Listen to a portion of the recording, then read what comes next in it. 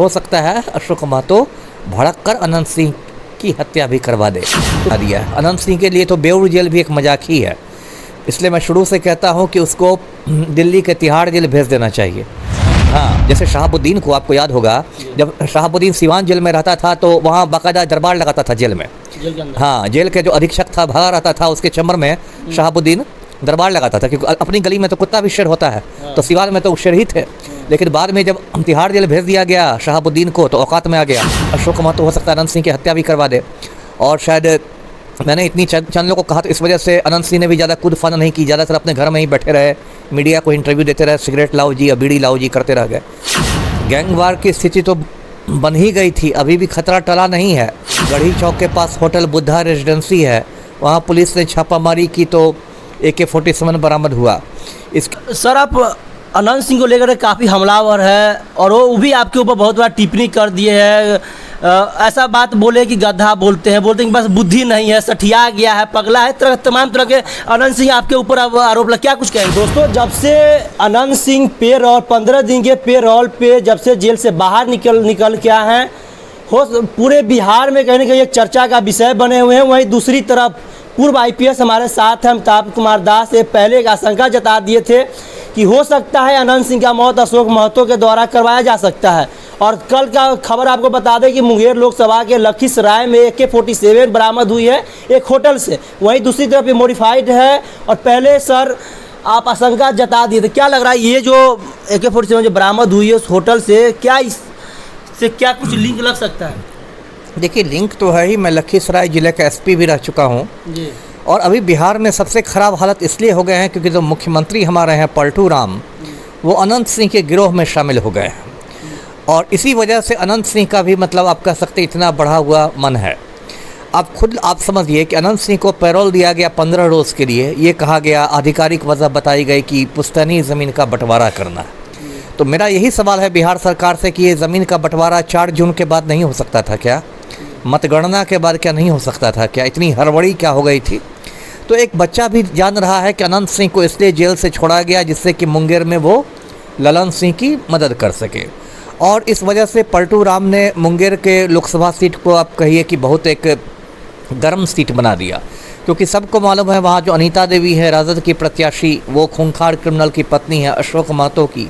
अशोक महतो भी 15-16 बरस तक जेल में रह चुका है। उसकी ज़िंदगी पर एक वेब सीरीज़ भी बना था खाकी, तो वो भी खूंखार अपराधी है। अनंत सिंह तो खूंखार अपराधी है ही, 2 मामलों में 10-10 बरस की जेल की सज़ा काट रहा है बेऊर जेल में। तो एक तरह से जो मुंगेर लोकसभा सीट है वो मतलब बाहुबलियों का अखाड़ा बन गया। और जैसा कि आपने कहा कि 1-2 रोज़ पहले वहाँ लखीसराय में गढ़ी चौक है, गढ़ी चौक के पास होटल बुद्धा रेजिडेंसी है, वहाँ पुलिस ने छापामारी की तो AK-47 बरामद हुआ।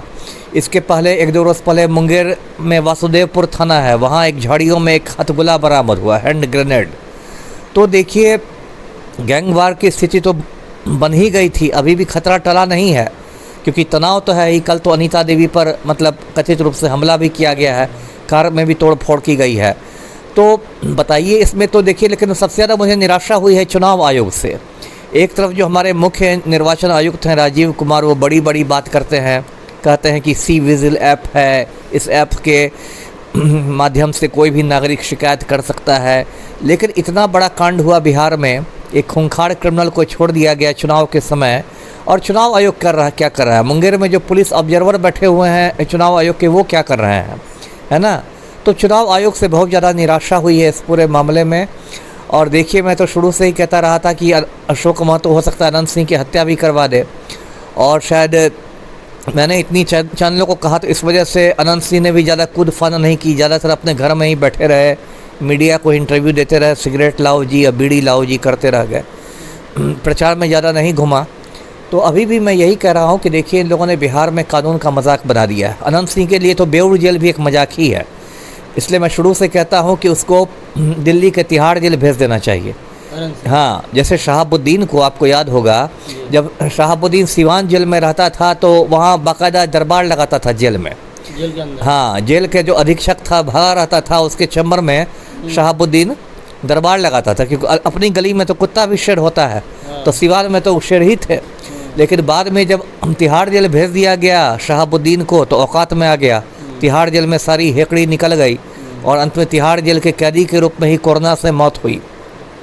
तो अनंत सिंह ने बेउर जेल को मजाक बना लिया है। बेउर जेल में इसको मोबाइल की सुविधा मिली हुई है, जेल से ही गिरोह का संचालन करता है। पलटू राम का आदेश है कि इसका मोबाइल नहीं जब्त किया जाए। अभी 2-3 महीने पहले अनंत सिंह ने कक्षपालों की पिटाई भी की थी। बेउर जेल में जो कक्षपाल होते हैं, वार्डर जिनको कहते हैं।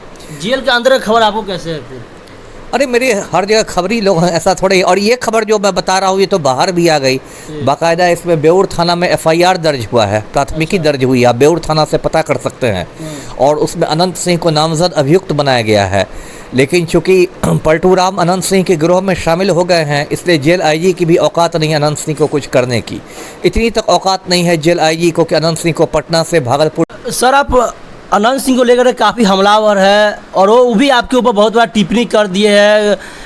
ऐसा बात बोले कि गधा बोलते हैं कि बस बुद्धि नहीं है, सठिया गया है, पगला है, तमाम तरह के अनंत सिंह आपके ऊपर अब आरोप लगा। क्या कुछ कहेंगे? अब सही कल का उनका बयान उसी तरह से कह रहे हैं, ढेर है, क्या कुछ कह रहे हो? देखिए, इस सब पर मैं ज़्यादा नहीं बोलना चाहता। मुझे एक पुरानी कहावत याद आ गई, बिहार वालों को भी याद आई है, उल्टा छोड़ कोतवाल को डांटे, है ना।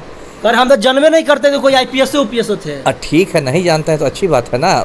मेरे लिए कोई गर्व की बात थोड़ा है, ये लोग जानेंगे। देखिए, इस सब पर मैं कुछ बोलना नहीं चाहता ना। बस एक पुरानी कहावत दर्शकों को याद होगी, उल्टा चोर कोतवाल को डांटे, वही कहावत है और कुछ नहीं है।